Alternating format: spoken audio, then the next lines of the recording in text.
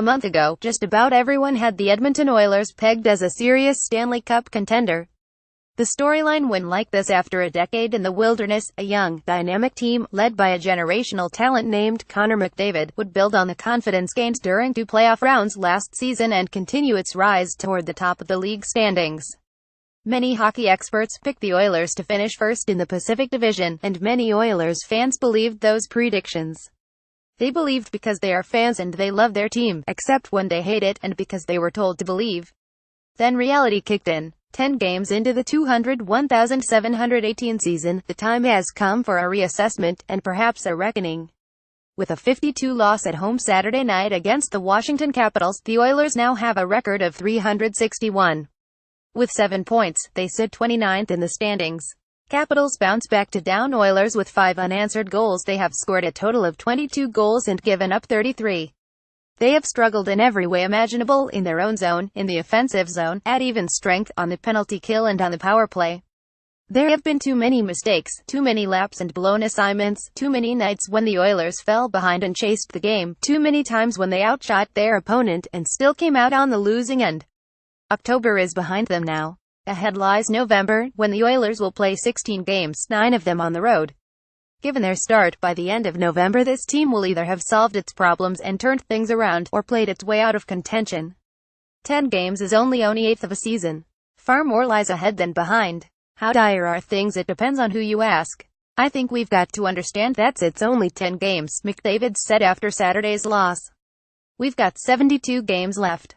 That's a long ways away. There's a lot of hockey left. 16 playoff spots, plenty of good teams. The NHL has become the kind of league where any team can win on any given night. Who was predicting that, by this point, the Las Vegas Golden Knights would be 81, or the New Jersey Devils would be 82, or the Vancouver Canucks would be 631? There are plenty of good teams out there chasing 16 playoff spots.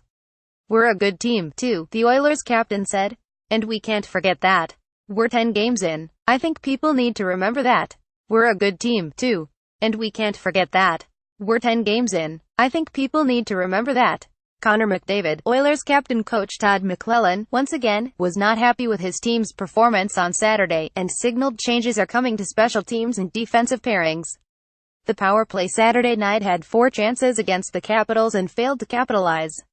It's predictable, it's stationary, McLellan said, and we're obviously going to have to change and move the personnel around a fair amount.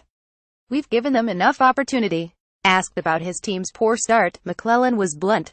There's nothing early about this, he said. Let's not kid ourselves. We're an eighth into the season. That's a lot of points that have gone by, and you never get them back. 10 games is a nice round number that offers a chance to study the tea leaves of last season to search for favorable signs. By November 1, 2016, the 73 Oilers had scored 31 goals and surrendered 22. They sat second in the overall standings, trailing only the Montreal Canadiens. There is much to be learned, both good and bad, by glancing back to the start of last season.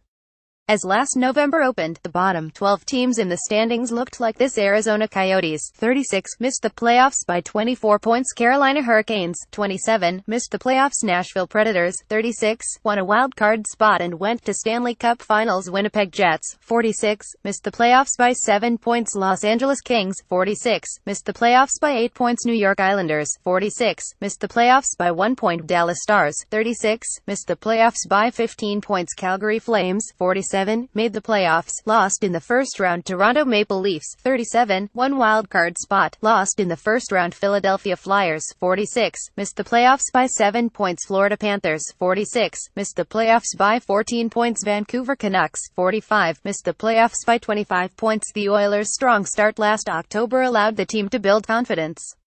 They believed in the fans, believed in the team, carried that swagger throughout the season and into the playoffs, where they turned a lot of heads. Many of those heads are now wondering, can this team overcome a poor start, prove themselves again? November will tell the tale. At Ryder McConnell, Rick.McConnell at cbc.ca.